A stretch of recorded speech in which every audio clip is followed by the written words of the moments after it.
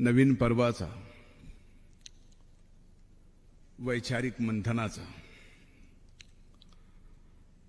आज नवपर्वाचा पुढे बोलतो दादा. आज मला नेमकी तीच भीती आहे की पहिल्यांदा अशी मी शिबिरात बोलतोय की कायम बोलताना दादा मागे असतात आणि आम्ही पुढे बोलत असतो.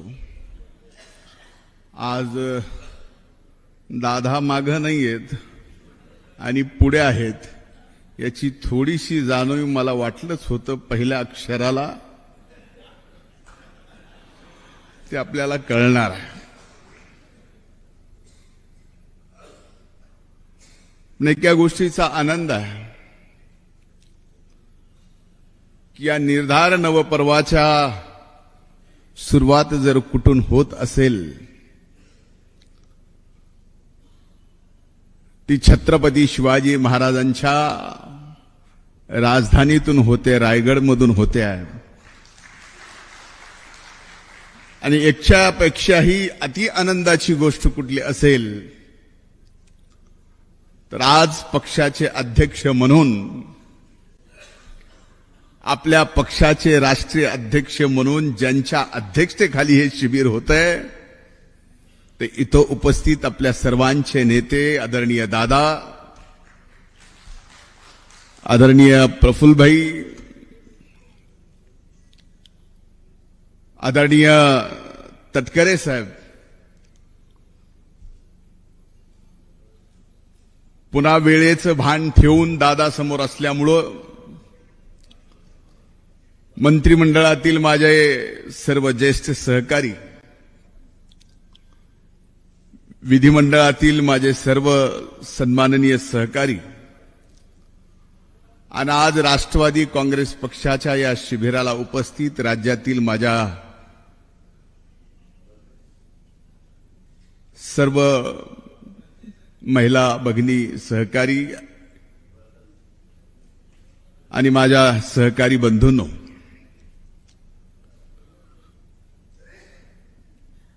खरं तर बसल्या बसल्या आपल्या सर्वांची नजर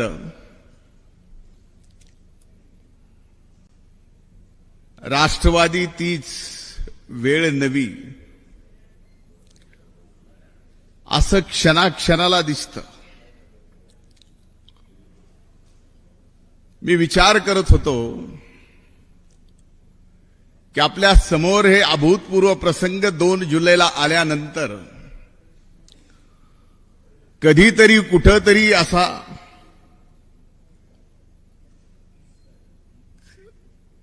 पूर्वी, आज नाही,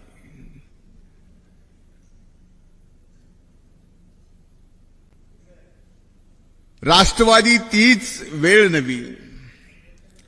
मी याचा स्वभाव थोडा चिकित्सक असल्यामुळं हिंदीतून प्रयोग करत होतो की आपल्याला काय बोलता येईल. तो ऐसा नहीं कि हर बार वक्त के साथ चलो, ऐसा नहीं है कि हर बार वक्त के साथ चलो, हर बार अगर सच के साथ चलोगे तो वक्त भी आपका साथ देगा.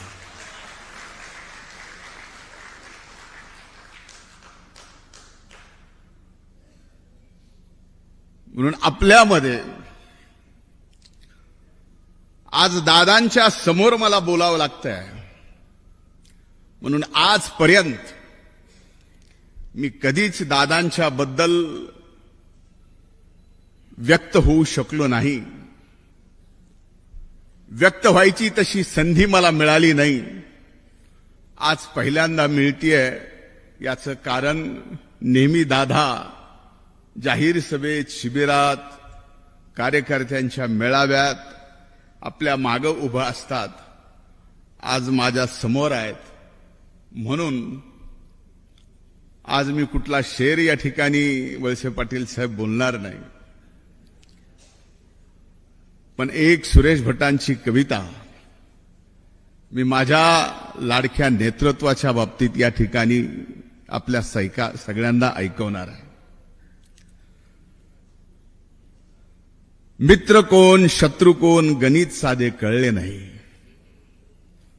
मित्र कोण शत्रू कोण गणित साधे कळले नाही. ना भेटला कोण असा ज्याने मला छळलं नाही. सुगंध सारा वाटीत गेलो मी कधीच दरवळलो नाही. सुगंध सारा वाटीत गेलो कधीच मी दरवळलो नाही. ऋतू नाही असा कोणता ज्यात मी होरपळलो नाही.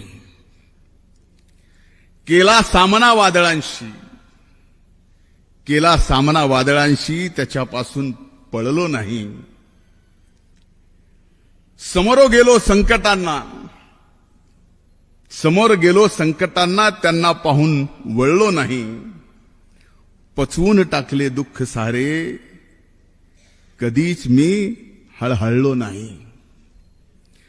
आले जीवनी सुख जरी कधीच मी हुरळलो नाही.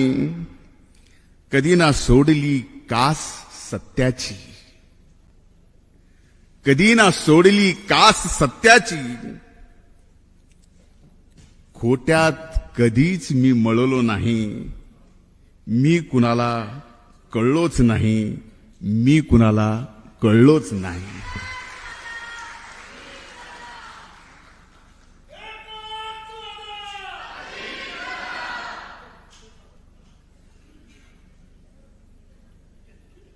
दादांच्या काय अनेक जणांना गुरुजी आपलाच मी विद्यार्थी आहे.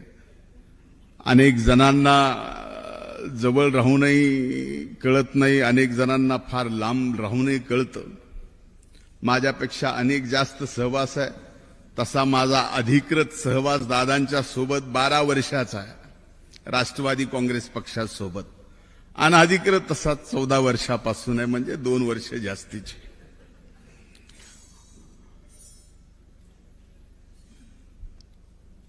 मी ह्या ओळी का दादांच्या बाबतीत बोललो? आज अनेक प्रसंगाला आपण सामोरं जातोय.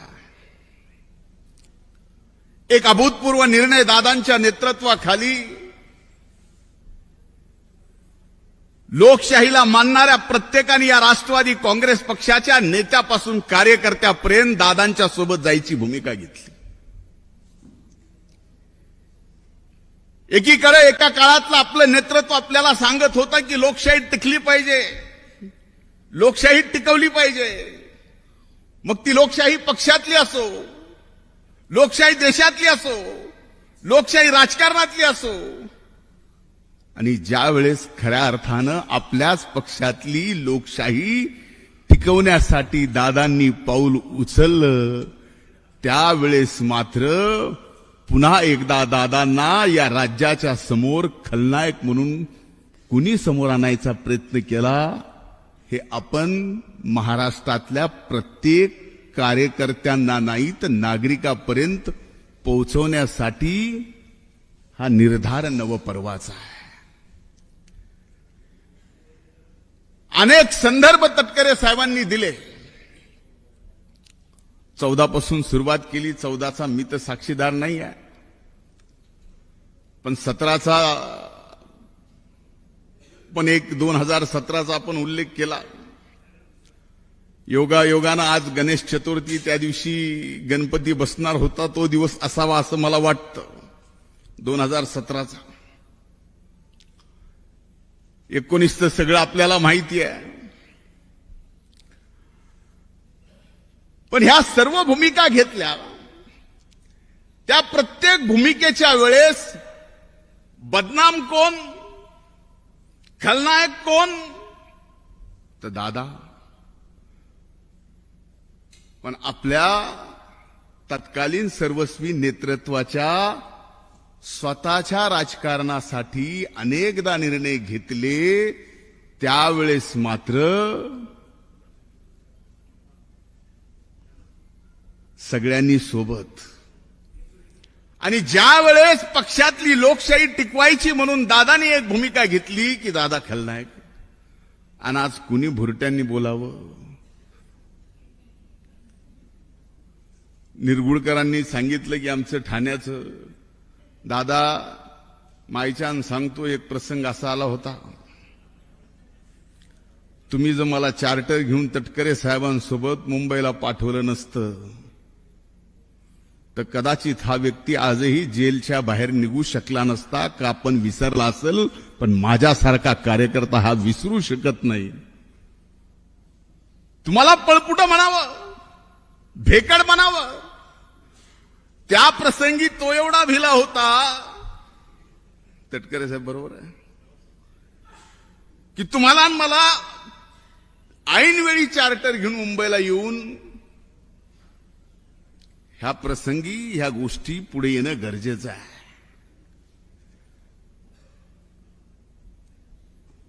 काही जण तर एवढे उतावळे झालेत आता त्या पक्षात की लगेचच दादांची जागा मिळवल्याचं भास त्यांना व्हायला लागला. पण त्यांच्या बाबतीतही काही गोष्टी समोर आणल्या पाहिजेत की 2019च्या विधानसभेच्या निवडणुकीत एकत्रित असणाऱ्या त्यावेळेसच्या राष्ट्रवादी काँग्रेस पक्षाची उमेदवारी घेण्याच्या ऐवजी कर्जत जामखेडमधून भारतीय जनता पार्टीची उमेदवारी घ्यावी याच्यासाठी भाजपच्या कुठल्या खासदाराकडून भाजपकडे शिफारस करत होतात? हडपसर 2019ला महाविकास आघाडीचं सरकार स्थापन झाल्यानंतर त्या मंत्रिमंडळात जागा मिळाली नाही म्हणून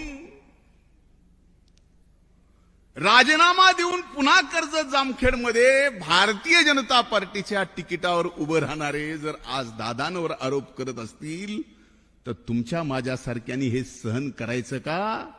याच्यासाठी निर्धार नवपर्वाचा.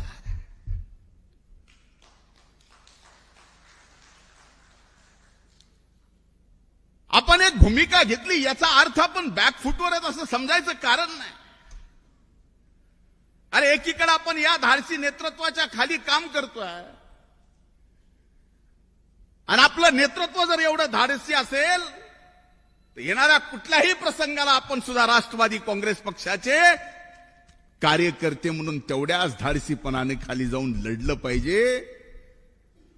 त्यांच्याकडं ना राष्ट्रवादी राहणार आहे ना घड्याळ राहणार आहे हे त्यांनाही कळालं आहे. आणि हे कुणी नवीन सांगायची गरज नाही, कारण शेवटी लोकशाही ही मान्य करावीच लागते.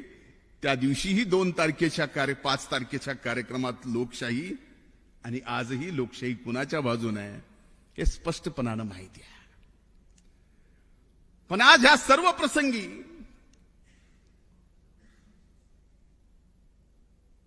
आपल्या नेतृत्वाच्या बाबतीत आणि पक्षाच्या बाबतीत बोलायचं झालं तर महाराष्ट्रामध्ये एक आगळी वेगळी चर्चा चालू आहे. आपण रस्त्यावर बांधावर फिरणारे आपल्यापैकी अनेक जण आहेत. लोक काय राजकीय परिस्थितीत चर्चा करतायत हेही आपल्याला माहिती आहे. आजही महाराष्ट्रामध्ये काय राजकीय परिस्थिती आहे आणि या राजकीय परिस्थितीत आरक्षणापासून वेगवेगळ्या विषयावर अगदी पाण्याच्या आरक्षणापर्यंत कसे वेगवेगळे मुद्दे येत आहेत हेही आपल्याला माहिती आहे. पण हे सगळे मुद्दे बाजूला सारून एक मुद्दा आपल्या सगळ्यांना पुढे आणावा लागेल, तो वैचारिक मंथनामधून पुढे आणावा लागेल. जरी निर्धार नवपर्वाचा असेल तर तो अजितदादांच्या विकासाच्या पर्वाचा येणारा काळ आहे हे आपण सगळ्यांनी ठरवलं पाहिजे. ती खऱ्या आपली नवी वेळ आहे.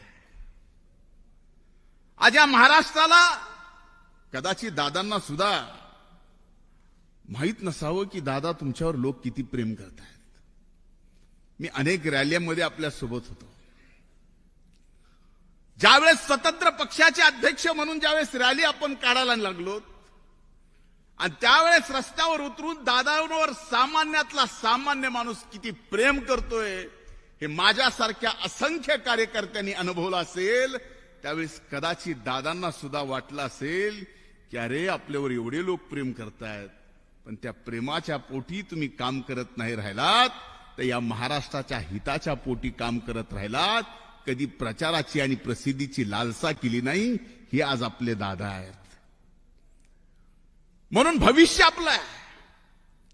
आणि हे भविष्य आपलं असताना आज गरज आहे एक एक माणूस आपल्या पक्षाच्या विचाराशी, आपली पुरोगामी विचारधारा कुठेही आपली न सोडता आपण एका विकासाच्या धारेसोबत आहोत. ज्या विकासधारेच्या बाबतीमध्ये येणाऱ्या लोकसभेच्या निवडणुकीच्या काळात काय मुद्दे बोलायचे काय नाही हे निरगुडकरांनी सांगितलंय. अनेक जणांनी चर्चा केली. मलाही म्हणले की निरगुडकर बोलले कसं काय, अशा गोष्टी चर्चा झाल्या. पण म्हणलं अनेक दिवस आपण मधल्या काळात याच्या उलटी बाजू सांगत होतो. खरी जी बाजू आहे ती निरगुडकरांनी सांगितली.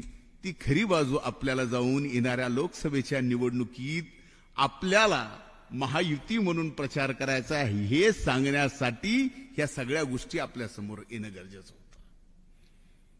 नाही तर आपण एकच बाजू सांगत गेलोय. कारण त्यावेळेस आपण विरोधी पक्षाच्या वेगळ्या भूमिकेमध्ये होतो. पण आज ती भूमिका नाही आहे. आणि मला विश्वास आहे, मी आज जास्त वेळ बोलणार नाही. खरं तर मला आज बोलायला विशेष दिला होता. ज्यावेळेस कार्यक्रम पत्रिका तुमच्या हातात आली असेल त्यावेळेस मी शेती आणि शेतीच्या समोरची आव्हानं, आता शेती कृषी मंत्री म्हणून दादांनी जबाबदारी दिली. का दिली कुणास ठाऊक. मागच्या वेळेस सामाजिक न्याय म्हणून जबाबदारी दिली होती. त्यावेळेसही कळालं नाही का दिली कुणास ठाऊक. कदाचित त्यावेळेस दादांच्याच हातात ते नसावं असा माझा समज आहे. पण आता कृषी आणि कृषीवरचे आव्हानं म्हणजे रोजच सकाळी हो गारपीट झाली की मला विचार नाहीच. भाईदास पाटलांना सोडलं. सकाळी कांदा आहे, दुपारी टमाटा आहे आणि रात्री भेंडी आहे. पुन्हा उरला सुरला आंबा आहे, काजू आहे, भात आहे. सोयाबीनचा भाव उतरला की त्यो आहे, कापसाचा उतरला ते आहे. हे सगळे आव्हानं रोजचेच आहेत. आज या ठिकाणी आपण काय शेती म्हणून मी विनंती केली अध्यक्ष साहेबांना की म्हणलं आज काय शेती आणि शेतीच्या आव्हानासाठी आपण बसलो. आज आपण इथं बसलोत खऱ्या अर्थानं राष्ट्रवादी काँग्रेस पक्षाचं, राष्ट्रवादी तीच, घड्याळ तीच, वेळ नवी. आणि ती वेळ विकास पर्वाची, ती वेळ अजितदादांच्या विकास पर्वाची आणण्यासाठी, त्याच्यासाठी आपण इथं बसलो.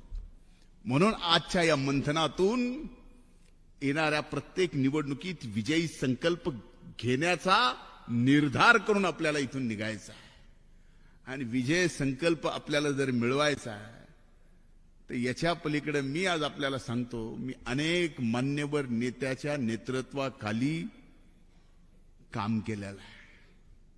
मी अगदी श्रद्धेय अटलजींच्या रॅलीपासून इथं भैयासाहेब पंडित आहेत, ते साक्षीदार आहेत, अनेक जण आहेत, त्यांच्यापासून सगळ्यांच्या रॅल्या, सगळ्यांच्या, अगदी आमच्या काकापर्यंत, भैयासाहेब तुमची सुद्धा, सगळ्यांच्या केल्या.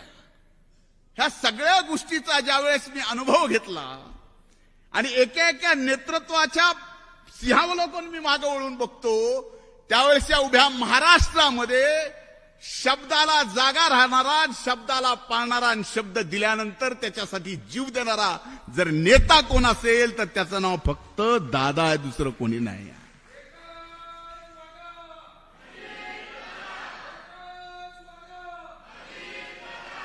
काही जणांनी समजून घ्यायची गरज आहे की अनेक जणांना वाटतं की दादांनी लगेच शब्द द्यावा. सगळं ऐकून घेतात आणि लगेच देत नाही. ते समजून घ्यायचं की आपणही फार आग्रह करू नये. कारण एकदा का तो शब्द नाही म्हणून निघाला की पुन्हा ते होणे नाही. आणि एकदा का ते हो झाला की पुन्हा ते नाही होणे नाही. त्याचं नाव आपले दादा आहेत. आणि आज खऱ्या अर्थानं या नेतृत्वाची महाराष्ट्राला गरज आहे, महाराष्ट्राच्या सर्वसामान्य माणसाला गरज आहे. पण आजपर्यंत काय झालं हे तुम्ही मान्य करा ना, म्हणा करा दादा, तुम्ही सुद्धा आज मान्य करा ना करा. आज हिम्मत करून बोलतोय, समोरच आहेत. महाग तरी पाटीत बसल, समोर कानात बसल, फरक एवढाच आहे. तुम्ही केलेलं काम कधी महाराष्ट्राला तुम्ही सांगितलं नाही, ज्याच्यामुळे अर्ध्याच्या वर पक्ष फुटून गेला. आज तो त्या काळातल्या आमच्या सर्वस्वी नेत्याच्या पाठीमागे उभा राहून म्हणतो की दादांचं पक्षवाढीसाठी योगदान काय. अरे माझ्यासारख्या माणसाला या पक्षात आणलं, भलाई मुंगीचा वाटा असेल, पण ते पक्षवाढीचा वाटा आहे का नाही. दादानी जर त्या काळात माझ्यासारख्या एका व्यक्तीला या पक्षात घेतलं नसतं तर परळी विधानसभा मतदारसंघ राष्ट्रवादी काँग्रेस पक्षाने जिंकला असता का. हे दादांचं योगदान कोण विसरतं. अण्णा आलो मी तुमच्याकडे. सुनील अण्णाला पार्टी ऑफिसमध्ये यायच्या अगोदर तिकीट जाहीर, पण अण्णा आपलं ठरलंय तुमचं 96,000 पुढे जायचं ना. हे योगदान कुणाचं आहे का कुणीला तरी सांगावं लागेल, याचे उत्तर द्यावं लागतील.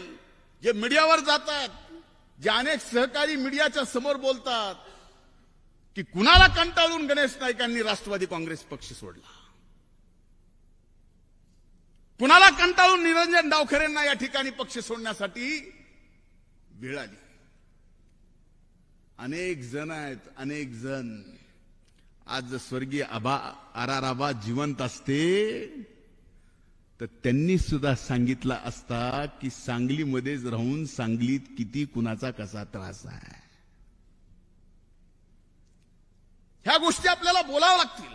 आणि हे जोपर्यंत आपण आक्रमकतेने बोलणार नाहीत, पुढचे नाहीतरी राहिलेत किती आता. पण ही भूमिका सांगितली पाहिजे. एकीकडे दादा आहेत जे एक शाश्वत नेतृत्व आहे. एकदा सांगितलेलं काम हो म्हणल्यानंतर कसल्याही परिस्थितीत होणार. संबंध महाराष्ट्राचा विकास त्यांच्या दृष्टीपथात आहे. महाराष्ट्राची संबंध दूरदृष्टी विकासाची त्यांच्या समोर आहे. एखादी गोष्ट हातात घेतल्यानंतर ती नीटनेटकेपणानं कशी करायची, हे दादांसारखी दुसरी ख्याती या महाराष्ट्रात दुसऱ्या कुणाकडे नाही आहे. आणि एवढ्या कोहिनूर हिऱ्यासारखं जर नेतृत्व आपल्याकडे असताना आपण जर आहे या परिस्थितीमध्ये सत्तेत गेल्यानंतर जर बॅकफूटवर जाणार असू, तर कृपा करून बॅकफूटवर जाण्यासाठी आपण छत्रपती शिवाजी महाराजांच्या राजधानीमध्ये इथं आज मंथन करायला बसलो नाहीत, तर फ्रंट फूटवर जाऊन खेळायला या ठिकाणी इथं बसलोय, ते लक्षात ठेवा. अनेक जणांवर या ठिकाणी जबाबदार आहेत. आमच्या सरकारवर सुद्धा जबाबदार आहेत. एकदा नाही, दोनदा नाही, तीनदा. माझी लायकी बघितली नाही. 14ला विधानसभेची निवडणूक पडल्यानंतर दादांनी मला विरोधी पक्ष नेतेपदाची जबाबदारी दिली. अरे या पक्षामध्ये नवीन नवीन माणसाला योगदान नाही म्हणता दादांचं या पक्षात, तर नवीन नवीन माणसाला संधी देण्याचं काम खऱ्या अर्थानं जर मागच्या 30 वर्षात राष्ट्रवादी काँग्रेस पक्ष स्थापन झाल्यापासून जर कोणी दिला असेल तर या ठिकाणी दादांनी दिलाय, हे विसरून आपल्याला कुणालाही चालता येणार नाही. म्हणून आजच्या या शिबिराच्या माध्यमातून आपल्या सर्वांना एवढंच सांगायचं आहे. निर्धार नवपर्वाचा आहे.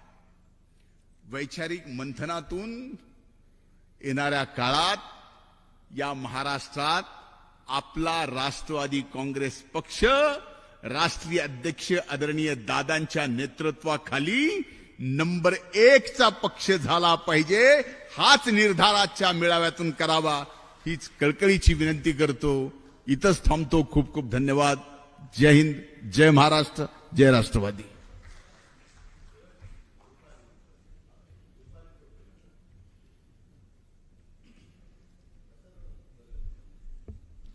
यानंतर राष्ट्रवादी काँग्रेस पक्षाच्या प्रवक्त्या रुपालीताई ठोंबरे यांना विनंती करतो की त्यांनी मंचावर येऊन मार्गदर्शन करायचे.